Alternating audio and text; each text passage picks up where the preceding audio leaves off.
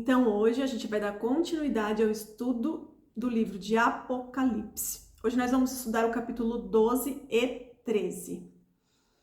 Vamos orar para começar. Muito obrigada, Senhor. Obrigado por este momento, Senhor.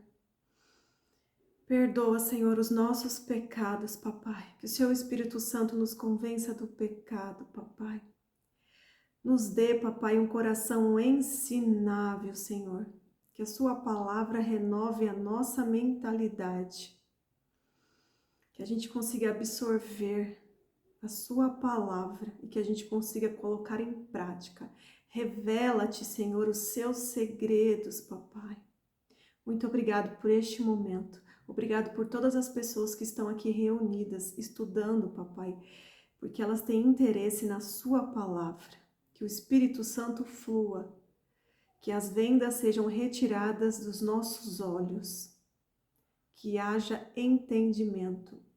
Ilumina, Senhor, ilumina o nosso entendimento. Em nome de Jesus, amém. Amém. Vamos lá, gente. Então vamos começar aqui pelo capítulo 12. Vamos prestar bem atenção, que é um pouco complicado de entender, mas é bem interessante. Eu gostei bastante desses dois capítulos, o capítulo 12 e o 13 de Apocalipse. Então vamos começar lá pelo começo do 12, Apocalipse, capítulo 12. Então aqui vai começar a falar da mulher e o dragão. Então a gente precisa entender que este capítulo aqui, o 12, na verdade ele é um resumão da Bíblia inteira. É um resumão. Vamos lá conseguir entender. Então, capítulo 12, versículo 1. Então, foi visto no céu um grande sinal, uma mulher vestida do sol, com a lua sobre os pés e uma coroa de 12 estrelas na cabeça. Aí, lendo assim, o que vem na nossa memória? Lembra quando nós estudamos lá em Gênesis, o sonho que José teve, o José do Egito? Então, lá em Gênesis 37:9, José relata que ele sonhou com o sol, a lua e 11 estrelas que se curvavam diante dele. E com ele daria 12 estrelas, certo? E essas 12 estrelas, elas representam os 12 filhos de Jacó, que deu origem à nação de Israel, que são as 12 tribos de Israel. Aí no versículo 2. Estava grávida e gritava por causa das dores de parto e da agonia de dar à luz. Então, quem é essa mulher que estava grávida?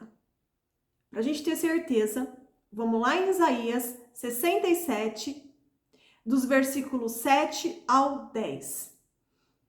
Antes mesmo que comecem as dores de parto, Jerusalém dá à luz um filho. Quem ouviu falar de algo tão estranho? Quem viu uma coisa dessas? Acaso algum país nasceu em um só dia? Alguma nação veio a existir num instante? Mas quando começarem as dores de parto de Sião, seus filhos já terão nascido. Acaso eu levaria esta nação à hora do parto e não a faria nascer? Disse o Senhor. Não, jamais a impediria de nascer, diz o seu Deus. Alegre-se com Jerusalém, exultem por ela, todos que a amam e todos que por ela choraram. Então aqui, nesses versículos de Isaías 66, nós temos a confirmação que essa mulher se refere à nação de Israel, porque é da nação de Israel que Jesus Cristo nasceu, certo? Ele era judeu, então foi dentro da nação de Israel, ele pertence àquela nação, Israel. Tem algumas pessoas que dizem que essa mulher é a igreja, só que ao decorrer desse capítulo a gente vai entender que não encaixa, não tem como ser a igreja. Aqui se refere exatamente a Israel. E tem algumas pessoas também que dizem que essa mulher se refere a Maria, a mãe de Jesus, mas também não sustenta essa ideia ao decorrer do capítulo todo. A gente vai lendo e vocês vão entendendo. E não é só em Isaías que está escrito que essa mulher que tem dores de parto é a nação de Israel. Tem outros capítulos que também traz essa confirmação, mas eu só trouxe esse aqui para a gente não ficar se alongando muito nesse assunto. Ó, antes de prosseguir aqui em Apocalipse 12, vamos se atentar a uma coisa. Lá em Gênesis, Satanás, ele já ficou sabendo da descendência da mulher que viria, aquele que esmagaria a cabeça da serpente. Aí lá em Gênesis 3, versículo 14, diz o seguinte: então o Senhor disse à serpente, depois que a serpente foi e enganou Eva, e ela desobedeceu a Deus comendo do fruto proibido, e Adão também desobedeceu comendo do fruto proibido. Na verdade, não foi nem Eva que desobedeceu, foi Adão, porque a ordem foi dada a Adão. E ele vacilou, não estava de olho na sua mulher, a sua mulher acabou encontrando ali a serpente, foi seduzida ali pela conversa da serpente e ela pecou. Então, depois daquele momento de desobediência, o Senhor diz à serpente, uma vez que fez isto, fez o quê? Foi lá e induziu eles a pecarem. Maldita é você entre todos os animais, domésticos e selvagens, você se arrastará sobre o próprio ventre, rastejará no pó enquanto viver. Farei que haja inimizade entre você e a mulher, entre a sua descendência e o descendente dela. Ele lhe ferirá a cabeça e você lhe ferirá o calcanhar. Então vamos só entender. Isso aconteceu na cruz. A serpente feriu o calcanhar quando Jesus ele foi crucificado e naquele momento o inferno festejou, porque achou que tinha vencido. Falou, não, Jesus morreu, então nós vencemos. Eles acharam isso. Mas ao terceiro dia, Jesus ele ressuscitou, ele venceu a morte. E então ele pisou na cabeça da serpente, como estava aqui escrito em Gênesis. Deus já havia dito isso lá à serpente. E a serpente foi um animal usado ali por Satanás, né? Ele usou a serpente para poder fazer isso. E então Satanás, ele já ficou atento desde lá do começo, quando o Senhor disse isso à serpente. Já ficou atento e ficou pensando, então, peraí, o descendente da mulher que vai pisar na minha cabeça? Então eu vou tentar impedir isso, certo? Foi esse o plano de Satanás, eu vou tentar impedir que isso aconteça. Então, desde lá do começo, ele vem tentando impedir o nascimento de Cristo.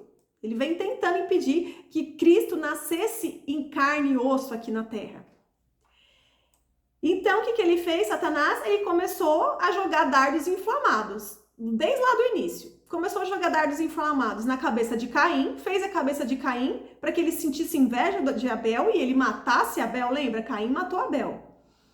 E durante toda a história, ele vem tentando impedir o plano de Deus. Ele trabalhou lá na mente do faraó, lembra? Fazendo com que fosse dada a ordem para matar todos os bebês meninos, os bebês hebreus, né? Tentando ali evitar que Moisés sobrevivesse. Por quê? Porque ele sente o cheiro da unção. Satanás, ele sente o cheiro da unção. Tá vindo unção aí no ar.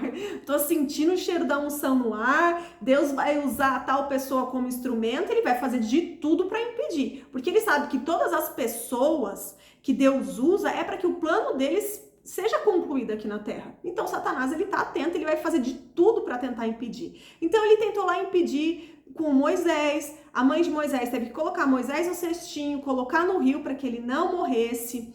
Depois, na época de Herodes, quando Jesus nasceu, Satanás foi lá na cabeça de Herodes, olha, vai nascer o rei dos judeus, hein? Você vai perder aqui o seu reinado, porque os judeus estão contando que vai nascer o rei dos judeus. Foi lá manipular, jogar dardos inflamados na cabeça de Herodes, e Herodes caiu na de Satanás e fez o quê? Pediu que fosse morto todos os bebês de 2 anos para baixo, porque ele não soube exatamente aonde que Jesus nasceu. Então, para tentar ali controlar e matar Jesus, ele pediu que todos os bebês de 2 anos para baixo que moravam ali em Belém e nos arredores fossem mortos. Ali era uma tentativa de tentar matar o Messias. E Satanás, ele trabalha na cabeça das pessoas durante toda a história, durante toda a Bíblia, tentando impedir que os planos de Deus fossem concluídos.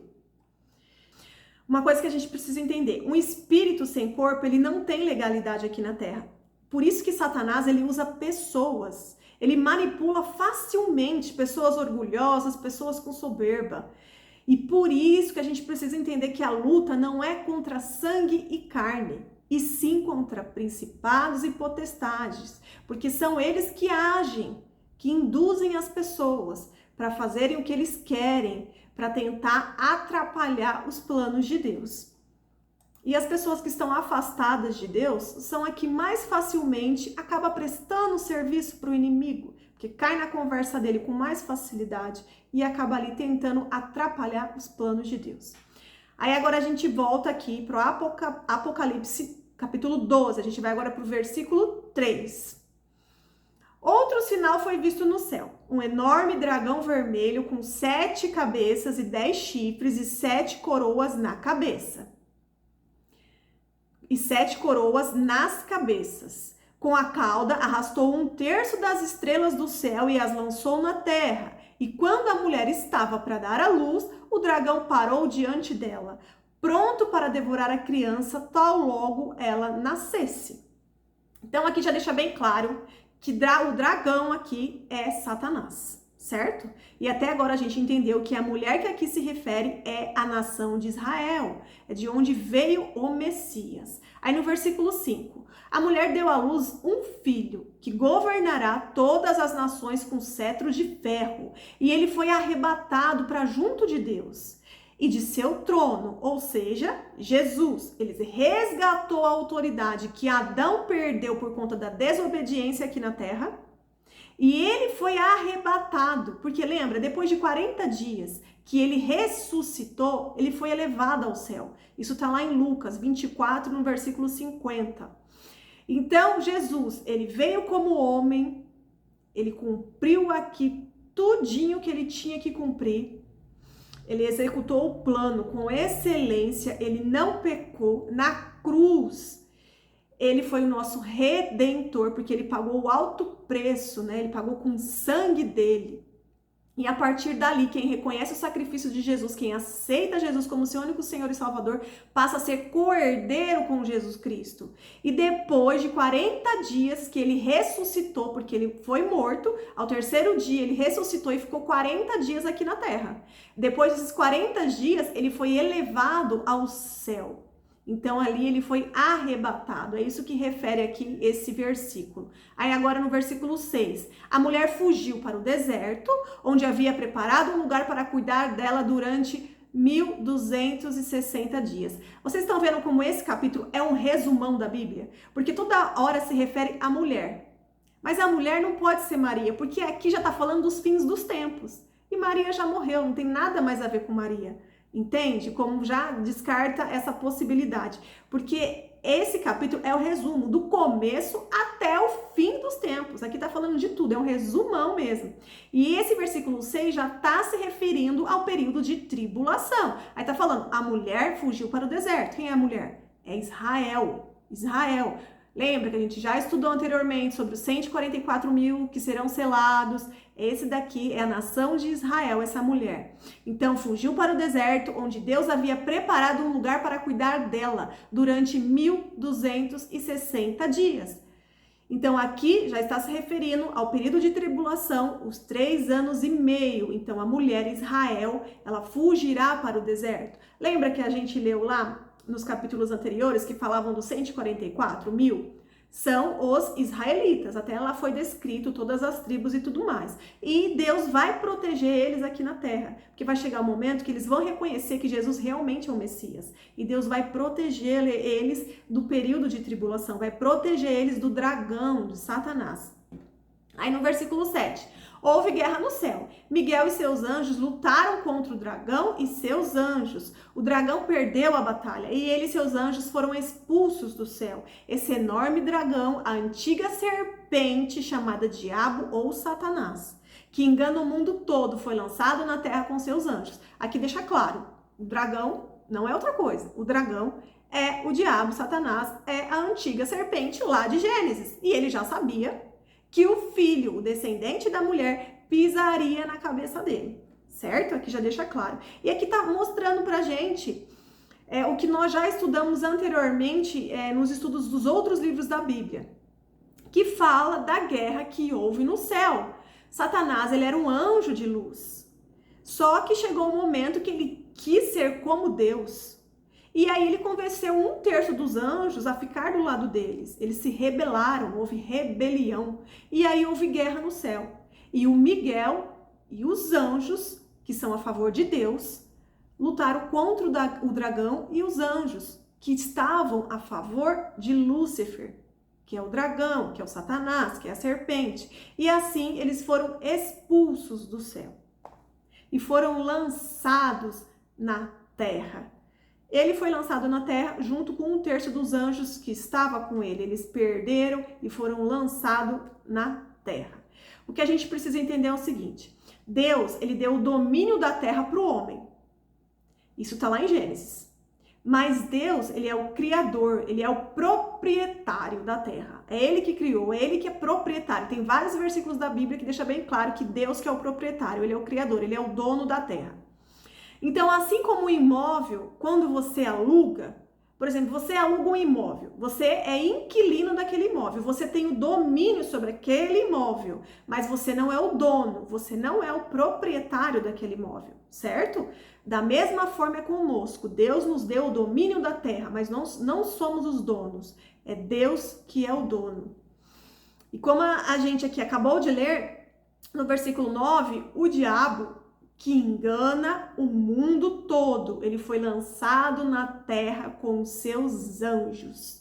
Então o homem tem o domínio sobre a terra, Deus é o criador, é o proprietário.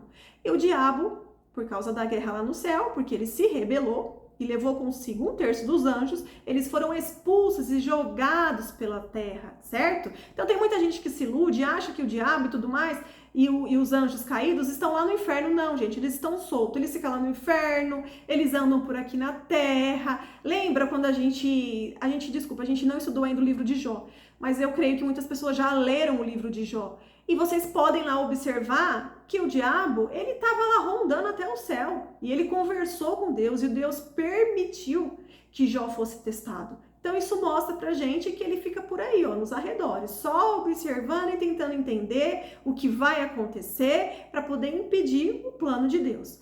Ó, lá em 1 João, capítulo 5, do versículo 18 e 19, está escrito: sabemos que os nascidos de Deus não vivem no pecado, pois o Filho de Deus os protege e o maligno não os toca. Sabemos que somos filhos de Deus e que o mundo inteiro está sob o controle do maligno. Em outras versões, está lá escrito: o mundo jaz do maligno.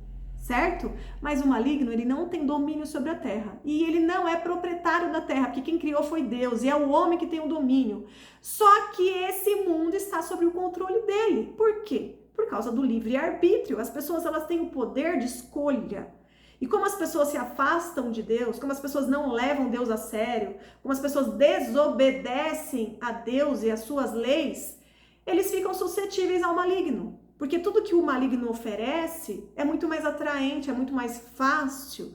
O maligno, ele não pede para você sair da sua zona de conforto. E ele não vem com essas características de dragão, de um homem feio. Muito pelo contrário, ele é atraente. Então as pessoas acabam prestando serviço para o maligno, porque ele está aqui controlando este mundo. Por isso que diz que o mundo jaz do maligno, porque ele acaba tendo controle. Porque as pessoas têm um livre arbítrio e muitas preferem desobedecer a Deus e acabam prestando serviço para o maligno.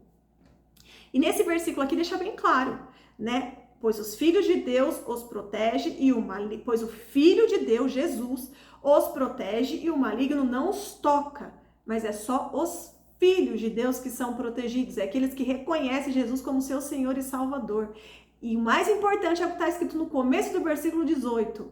Os que são nascidos de Deus não vivem no pecado. Ou seja, tem que trilhar o caminho da santificação e obedecer a Deus. Porque a obediência a Deus é proteção de Deus. Se você está obediente no caminho reto, você está protegido por Deus. Mas se você começar a flertar com o inimigo, a flertar com o pecado, se você for pecando, aí você vai dando brecha para o mal entrar na sua vida. E aí você vai desobedecendo a Deus. E se você desobedecer, você está vivendo no pecado, certo? E aí, se você não se arrepender do pecado, se você não confessar o pecado, se você não se prostrar a Deus, não falar para Deus, Senhor, me perdoa, se você não permitir que o Espírito Santo te convença do pecado, o que acontece? Você acaba em cima do muro, o maligno vai trabalhar na sua mente e você vai acabar caindo para o lado do maligno. Por isso que é tão importante, por isso que a gente fala tanto. Permita que o Espírito Santo te convença do pecado, né? Porque, não, só essa coisinha aqui não tem problema. Não, só essa coisinha, aí vai indo, vai indo, vai. Quando vê, já tá totalmente distante do caminho reto do Senhor. Aí já tá perdido. E aí depois, quando acontece alguma coisa, fala, mas eu sou filho de Deus, porque Jesus não me protegeu, se o maligno não toca nos filhos de Deus. Porque você desobedeceu, você se distanciou do caminho de Deus. Então, por isso que tem que se arrepender e voltar logo. Volta logo, porque a obediência é proteção de Deus. Então, a gente tem que ficar o quê? Atento e tem que vigiar. Não tem jeito, gente. É oração, intimidade com Deus, relacionamento com Deus. Ler a palavra, porque é através da palavra que a gente tem que entender o que Deus quer da gente, né? A gente tem que entender o que é obediência, é através da palavra. E tem que ser obediente a Deus, mesmo que a gente não goste. Às vezes a gente não gosta, mas é a melhor escolha. Não tem jeito. Ainda no capítulo 12, versículo 10. Então ouvi uma forte voz que bradava pelos céus. Finalmente chegaram a salvação. Chegou a salvação para quê? Para aqueles que creem, certo? O poder, o reino de nosso Deus e a autoridade de seu Cristo, porque foi lançado para a terra o acusador de nossos irmãos, aquele que de dia e noite os acusa diante do nosso Deus. Quem é o acusador, gente? É o diabo, é Satanás, é o dragão. Ele veio aqui para a terra para ficar acusando. Por isso que a gente tem que entender que o sangue de Jesus nos cobriu, Jesus pagou, ele nos comprou com o sangue dele, é o alto preço, porque no mundo espiritual sangue é moeda, e Jesus ele foi lá e pagou com o seu próprio sangue, fomos comprados, não somos mais escravos do pecado, e você não pode permitir que o maligno fique vindo com acusações sobre você. Você tem que falar, não, eu não aceito. Esse pecado, eu já fui liberta. Eu me arrependi, eu confessei o meu pecado, agora estou no caminho reto. Portanto, não venha querer me acusar com coisas do passado. Eu estou livre em Cristo Jesus. E aí o acusador, vai vazar. Mas a gente precisa ter isso em mente, porque ele está aí para usar de artimanha, para ficar nos acusando dos pecados do passado. Então, você precisa ter posicionamento, que eles vão bater em retirada. Versículo 11. Eles quem? Os que creem o derrotaram pelo sangue do Cordeiro e pelo testemunho deles. Foi o que eu acabei de falar. Não amaram a própria vida, nem mesmo diante da morte. Versículo 12. Portanto, alegrem-se, ó céus, e vocês que habitam nos céus. Sobre a terra e o mar, porém, virá terror. Pois o diabo desceu até vocês com grande fúria, sabendo que lhe resta pouco tempo. Então, olha só, Satanás ele sabe que no final ele vai perder. E ele sabe que lhe resta pouco tempo, nós estamos nos fins dos tempos. Então, ele está realmente trabalhando com grande fúria. E é por isso deste versículo. Aí no versículo 13. Quando o dragão percebeu que havia sido lançado na terra, perseguiu a mulher, Israel. Então lembra, isso aqui a gente está falando lá do começo, quando houve peleja no céu e ele foi expulso, ele sabia que o descendente da mulher pisaria na cabeça dele, e que ele começa a fazer? A perseguir Israel, ele quer destruir a nação de Israel, que tinha dado à luz a um menino. Ela, que aqui se refere à nação de Israel, porém, recebeu 2 asas como as de uma grande águia, para que voasse a um lugar preparado para ela no deserto. Ali será sustentada e protegida da serpente durante um tempo, tempos e metade de um tempo. Então aqui, gente, está se referindo à tribulação. Então a nação de Israel vai ser protegida da tribulação. Porque vamos de novo aqui recapitular. A maioria dos judeus não reconheceram Jesus como seu único e salvador. Não reconheceram. E no começo da tribulação, quando vir o anticristo, com acordo de paz, eles acreditarão que o anticristo que é o Messias. Mas vai chegar um momento que eles vão perceber que não é. E aí eles vão se arrepender. E outros judeus que estarão ali com eles já vai ter entendido que Jesus realmente era o Messias. E aí eles serão selados, eles serão protegidos, é a nação de Israel. De alguma forma, mesmo passando pelo período de tribulação, eles serão protegidos. E aqui faz essa forma espiritual, né? Recebeu 2 asas como de grande águia, para que voasse ao lugar preparado para ela no deserto. A gente precisa entender que muito aqui, de tudo que está escrito, é para o lado espiritual. Então, olha só, Deus vai guardar Israel na tribulação, assim como ele fez lá na saída do Egito, lembra? Deus usou Moisés para livrar os hebreus da escravidão do Egito. E ao saírem do Egito, Deus protegeu eles. Logo ali no início, na abertura do Mar Vermelho, Deus protegeu, eles passaram ali protegidos. Só depois que todos estavam protegidos, é que o mar voltou ao seu lugar e matou todos ali do exército de Faraó. Então aquilo foi a proteção de Deus. E assim vai acontecer novamente. Êxodo, no capítulo 19, no versículo 4, está bem escrito desta forma: ó, vocês viram o que fiz com os egípcios. Sabem como carreguei vocês sobre asas de águia e os trouxe para mim. Então aqui é só para a gente entender que é tudo uma expressão, né? Ninguém precisa esperar uma mulher que daí ela tem uma grande asas de águia, não é isso, é uma expressão, tá bom? É tudo no mundo espiritual, é a proteção de Deus. E lá em Êxodo também está registrado isso. Lá em Êxodo, aí fala, sabem como carreguei vocês sobre asas de águia? Não foi literalmente carregado sobre asas de águia, mas eles estavam na proteção de Deus e eles foram levados até a terra prometida. Aí no versículo 15. Então a serpente, com uma torrente de água que fez sair da sua boca, tentou afogar a mulher, porque a serpente vai tentar de tudo destruir Israel.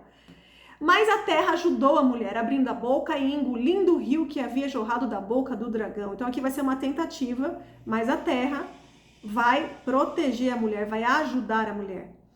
Isso aqui é a mão de Deus. Aí no versículo 17, o dragão se enfureceu com a mulher, imagina, ele se enfureceu mais ainda e passou a lutar contra o restante de seus filhos, todos que obedecem aos mandamentos de Deus e se mantêm fiéis ao testemunho de Jesus. Então o dragão se colocou em pé na praia junto ao mar. Então, ó, a serpente e dragão quer destruir Israel desde sempre.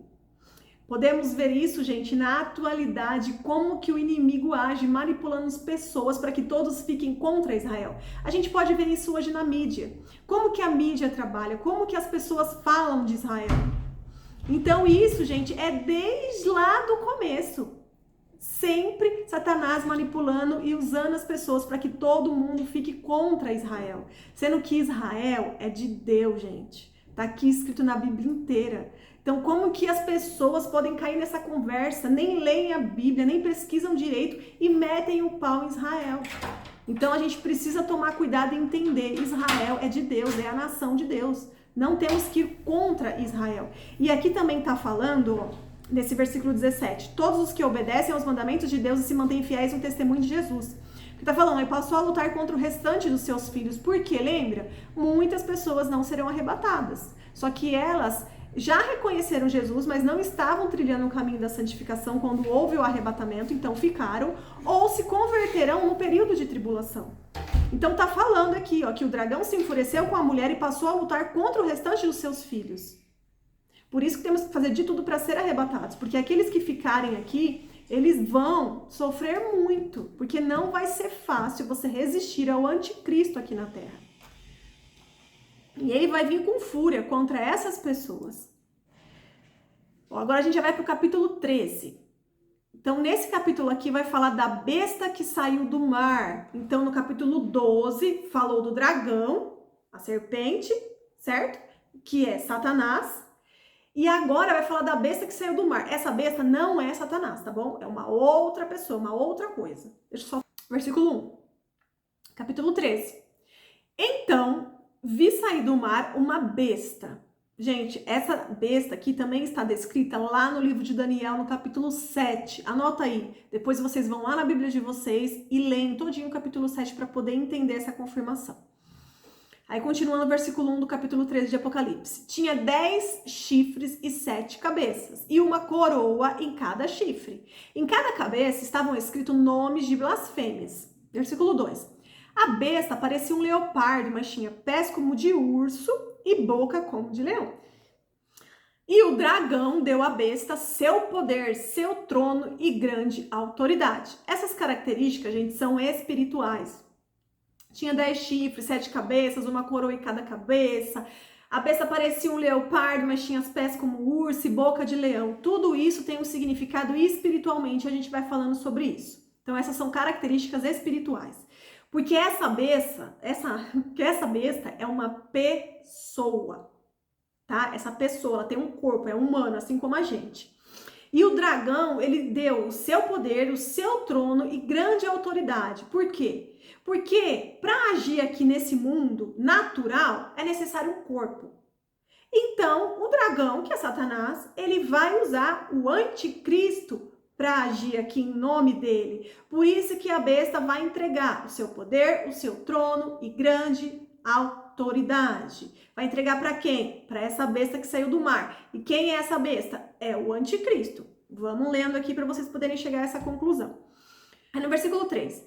Vi que uma das cabeças da besta parecia mortalmente ferida, mas o ferimento mortal foi curado. O mundo inteiro se maravilhou e seguiu a besta. Então aqui fala que essa pessoa, com o espírito dessa besta, tem uma ferida mortal em uma das cabeças, mas que viverá e o mundo vai se maravilhar com este milagre. Quando fala em uma das cabeças, gente, isso aqui é a forma espiritual, porque na forma natural vai ser um humano assim como a gente. E da forma natural, ele terá um machucado na sua cabeça, um machucado mortal, e ele será curado. Então as pessoas vão dizer, nossa, esse daí realmente é o Messias, ele quase morreu, ele morreu e ressuscitou por causa dessa ferida mortal na cabeça dele. Naquela novela que teve na Record, de O Apocalipse, mostrava isso, né? O anticristo, ele foi ferido, praticamente morreu, não sei se na novela colocou que ele morreu e aí ele ressuscitou. E aí todo mundo começou a glorificar ele. Nossa, ele é o Messias, olha só, ele tem o poder de ressuscitar.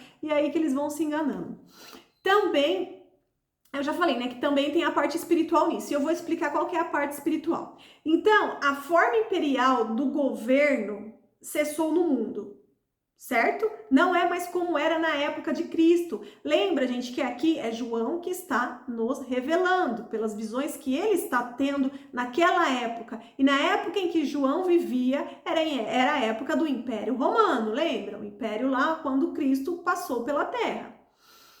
Então, essa ferida também representa que essa forma do governo que estava morta, que cessou há anos atrás, vai ocorrer a restauração dessa forma de governo, na forma de um império confederado de 10 reinos. Por que 10 reinos? Porque essa besta espiritualmente tem 10 chifres, certo? Que são os 10 chifres. Então é isso. Então tem ali um significado espiritual e eu creio que também naturalmente este homem, o anticristo, que tem o espírito dessa besta, também será ferido mortalmente na cabeça e ele ressuscitará. Isso será um milagre, todo mundo vai glorificar a ele.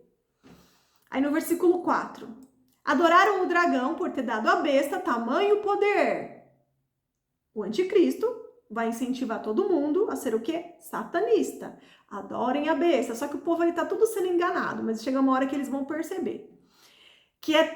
Quem é tão grande como a besta, diziam? Quem é capaz de lutar contra ela? Eles estão aqui idolatrando e dizendo que Satanás é poderoso, o dragão é poderoso e que ele tem todo o poder e autoridade, que essa besta, né, esse anticristo, tem todo o poder e autoridade porque o dragão deu a ele. Então vamos adorar a Satanás, é isso que ele está falando, né? São os satanistas.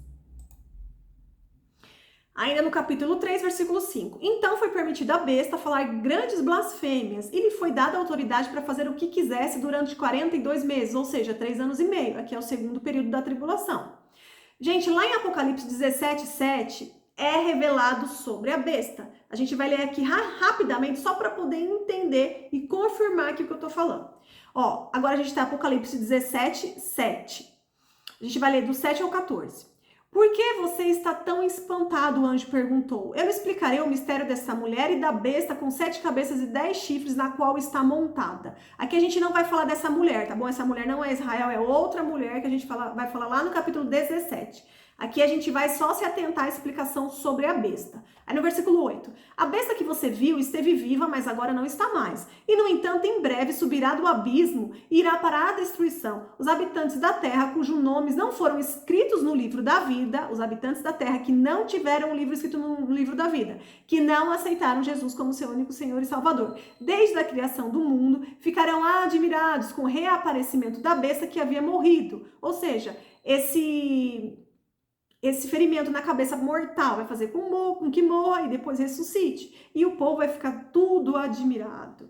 Aqui é preciso pensar com sabedoria. As 7 cabeças da besta representam 7 montes, que são 7 reinos, onde a mulher governa, e também representam 7 reis. Depois nós vamos falar dessa mulher. Vamos focar aqui só na besta. Versículo 10. 5 deles já caíram, o 6º está governando e o 7º ainda não veio. Mas seu reinado será breve. A besta que esteve viva, mas agora não está mais, é o 8º rei.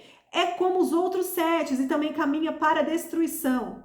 Os 10 chifres da besta são 10 reis que ainda não subiram ao poder. Então presta atenção, os 7 chifres da besta são 10 reis que ainda não subiram ao poder. Serão nomeados para seus reinos por um breve período, ou seja, vai ser no momento vai ser no momento de tribulação que esses 7 reis serão nomeados, que eles subirão ao poder e governarão durante um breve período para reinarem com a besta e concordarão em entregar a ela seu poder e sua autoridade. Entregar a quem? Ao anticristo.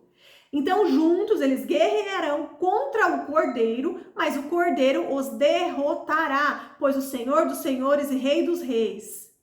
Pois é o Senhor dos Senhores e Rei dos Reis. E com ele estarão seus chamados, escolhidos e fiéis. Isso daqui era para a gente poder entender a questão das 7 cabeças, dos 10 chifres e tudo mais. Então, lá no capítulo 17, nesses versículos, explica sobre isso. Mas isso pode ter confundido mais ainda a sua cabeça. Então, agora eu vou mostrar uma imagem que vai facilitar isso.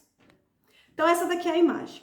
Então, lá diz que essa besta, esse espírito de besta que estará no corpo do anticristo, tem 7 cabeças. Então, ó, 7 cabeças. A primeira cabeça, Egito. Segunda, Assíria. Terceira, Babilônia. Quarta, Medo-Pérsia. Quinta, Grécia. Sexta, Roma. E a 7ª vai ser esse governo do período de tribulação, aonde surgirão esses 10 reis, certo? Que a gente acabou de ler. Então, é nesse período que surgirão esses 10 reis. Na época de João, estava falando do reinado de Roma, sobre o Império Romano, quando ele estava ali, certo? Ainda existe, porque na época de João, Roma ainda existia. Ele falava que esse próximo reino, que é o 7º, ainda irá por vir, porque ele ainda não tinha conhecimento sobre esse último reino. Então aqui fala, gente, de forma espiritual, que esses impérios reinaram sobre a terra, certo? Desde lá do Egito até o Império Romano. E agora esse último será composto por 10 reinos, 10 reis. Hoje em dia não são mais reis, vão ser o quê? Representantes de cada nação, serão os presidentes. Por isso que nós temos que ficar atento quais são os países que são contra Israel. Isso tem a ver com geopolítica, tem a ver com todas as notícias que passam no jornal, na internet. Por isso que temos que estar sempre atento às notícias, principalmente lá do Oriente Médio. Certo? Então, é isso que quer dizer essas questões. 7 cabeças, 10 chifres, é isso. E vamos focar aqui nesse último, certo? Essa última cabeça, 7 cabeças. Dessas 7 cabeças se levantarão 10 reinados. E esse vermelhinho, que é o que está em destaque no meio, que está maior, é o anticristo. Então, todas essas nações, essas 10 nações que se juntarão, eles darão poder ao anticristo. Ele vai governar em nome de todas essas nações, né? Vai ser para o mundo inteiro. Não vai ter como fugir. da tribulação. É claro que a gente já sabe que vai ser mais focado em Israel, porque o foco de Satanás do dragão é a destruição de Israel. Mas ele vai em todos, ele vai nos remanescentes, ele vai nos cristãos que não foram arrebatados, naqueles que se converteram durante esse período, certo? E ele vai com muita ira, com muita fúria, porque ele quer destruir. Então, ainda no capítulo 13, versículo 6, ela blasfemou terrivelmente contra Deus, difamando o seu nome, seu tabernáculo e os que habitam no céu. Foi permitido à besta guerrear contra o povo santo e vencê-lo, e ela recebeu autoridade para governar sobre toda tribo, povo, língua e nação. Então aqui é a permissão de Deus para que o homem sofra as consequências de sua escolha, certo? Isso a gente viu desde lá do início da Bíblia até nos dias de hoje. O homem, ele sofre as consequências da sua escolha. É o livre-arbítrio. Se depois você se arrepender, confessar o seu pecado, você é perdoado. Mas você vai sofrer as consequências, certo? Assim como na época de rei Davi, ele cometeu pecados, se arrependeu, confessou os pecados, foi perdoado por Deus, mas ele sofreu as consequências daquilo. Não tem como apagar as consequências, certo? E assim será com o povo que se converter durante o período de tribulação, ou com aqueles que não forem arrebatados. Vão ter que sofrer as consequências. No versículo 8, e todos os habitantes da terra adorarão a besta, são eles os que não têm os nomes escritos no livro da vida, que pertencem ao Cordeiro, que foi morto antes da criação do mundo. Então, no versículo 7, está falando de um povo, certo? Que são aqueles que vão sofrer as consequências, e no versículo 8 está falando daqueles que estão adorando a besta, que se tornaram satanistas. Eles estão lá maravilhados com o poder da besta e estão lá adorando a besta. Aí no versículo 9, quem é capaz de ouvir, ouça com atenção. Quem estiver destinado à prisão será preso. Quem estiver destinado a morrer pela espada, morrerá pela espada. Isso significa que o povo santo deve ser perseverante e permanecer fiel. Aqui está falando, não se prostre à besta, mesmo no período de tribulação, mesmo naquele segunda parte, né, nos últimos 3 anos e meio, onde vai ser muito ruim a perseguição. Aqui está falando, é melhor você morrer pela espada. É melhor você ser preso do que você se prostrar à besta. Porque se você se prostrar à besta, você já sabe que no final Satanás perdeu. Ele vai ser preso no lago do fogo. Ele vai ser preso lá no inferno. Ele vai ser preso. Hoje ele não está preso, ele está por aí rondando. Mas aqui no final, quando chegar o Armagedão, ele vai ficar lá preso. E todas as pessoas que o adorarem vão ficar lá com ele. Vão tudo pro inferno.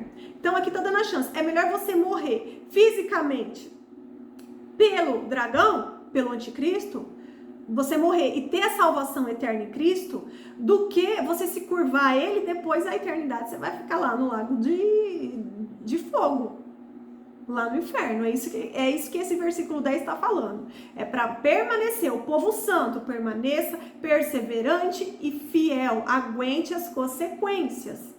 Fique firme, é melhor você morrer, é melhor você ser preso do que se curvar a besta. É isso que está falando. Ainda no capítulo 13. Agora vai falar da outra besta. Então nós falamos da mulher, que é Israel, do dragão, que é Satanás. A gente falou da primeira besta, que é o anticristo. E agora tem uma outra besta que saiu da terra. Então, versículo 11. Então vi outra besta que saiu da terra. Tinha 2 chifres como de cordeiro, ou seja, queria que os outros achassem que era manso como cordeiro, né? É uma representação ali da bondade de Jesus, querendo uma imitação. Mas falava com voz de dragão, mas quando abria a boca, não dava para esconder, dava para ver que tinha ali a voz do dragão, né? Que era Satanás falando ali nele. Exercia toda a autoridade da primeira besta e exigia que a terra e seus habitantes adorassem a primeira besta, cujo ferimento mortal havia sido curado. Então, gente, quem é essa segunda besta aqui? É o falso profeta, porque ele vai governar junto com o anticristo e ele vai pedir que todos ali adorem ao anticristo. E esse daqui vai ser um símbolo religioso que enganarão a muitos, porque olha só, tinha 2 chifres como de cordeiro, né? Ele quer mostrar aqui que ele é como Jesus, é como rei, ele é manso, ele tem lá, quer tentar mostrar que tem a representação de bondade de Jesus. Mas quando ele abrir a boca, você vai perceber que é o diabo falando na vida dele, que não tem nada de Jesus ali, ele é o enganador. Aí no versículo 13, realizava sinais espantosos, chegando a fazer fogo do céu cair sobre a terra à vista de todos. Enganou os habitantes da terra com seus sinais que lhe foi permitido realizar em nome da primeira besta. Então a primeira besta, também permitiu que esse daqui realizasse sinais e maravilhas. Ordenou que fizesse uma grande estátua da primeira besta que havia sido mortalmente ferida e sobrevivido.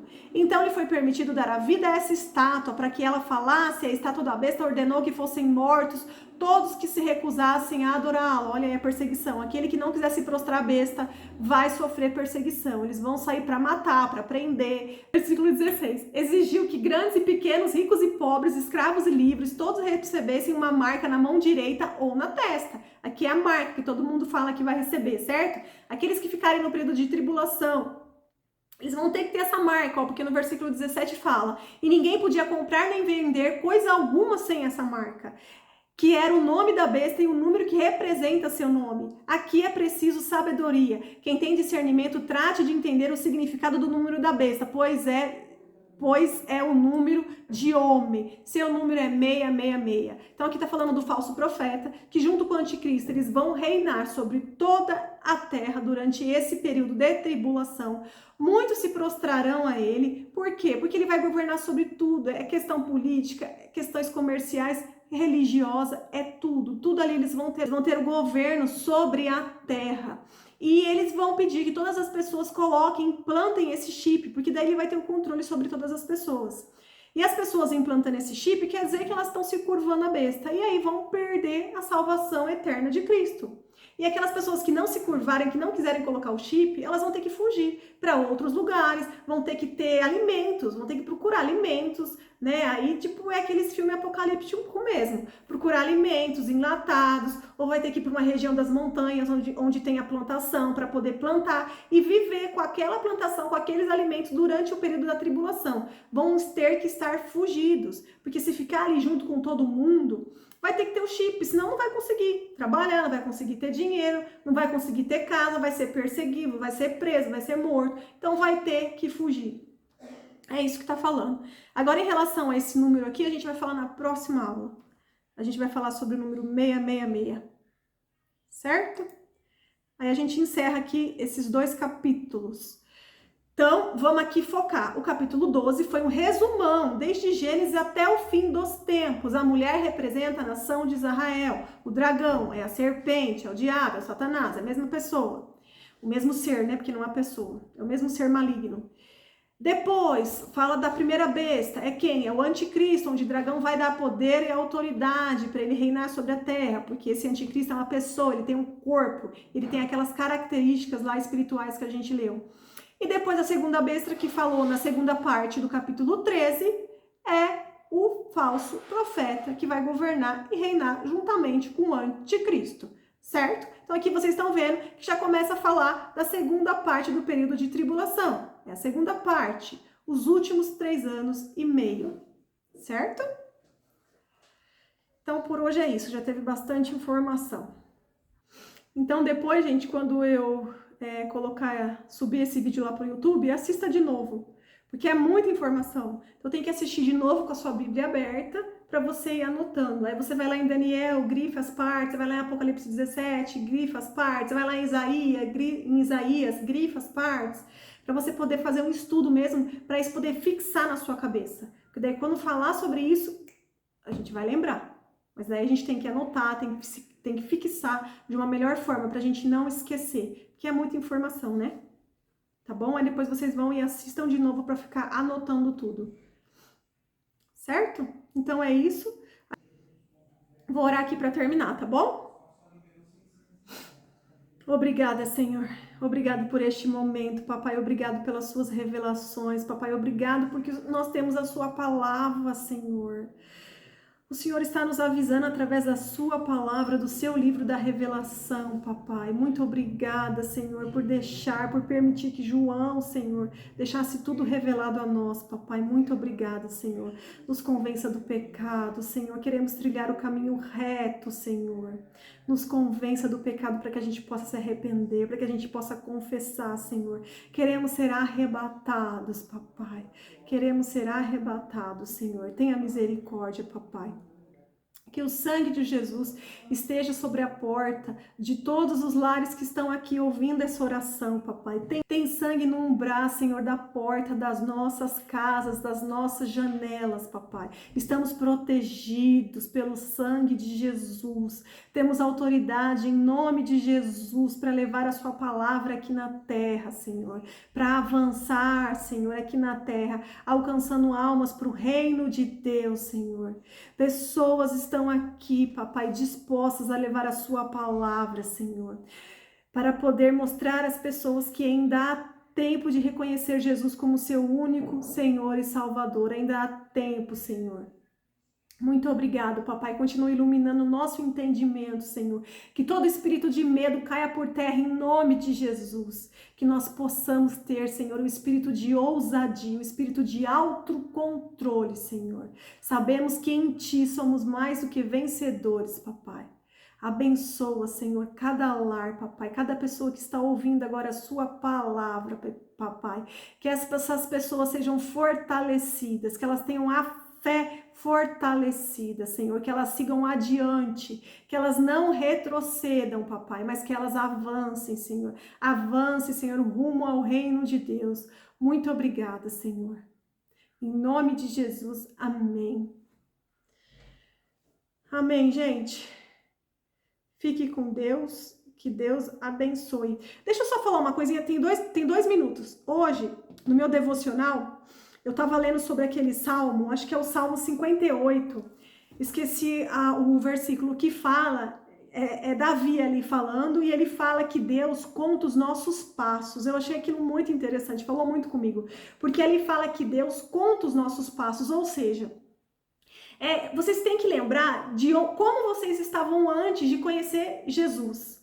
E quantos passos vocês já deram adiante? Então, quando vier o desânimo, quando vocês se sentirem fracos, não se esqueça dos passos que vocês já avançaram. Mesmo que às vezes vocês retrocedam, por exemplo, vocês deram 10 passos e retrocederam 5, não tem problema. Vocês ainda estão no lucro porque vocês saíram do zero. Entende? Então é sempre para avançar. Avança, avança e avança. Não é para desanimar.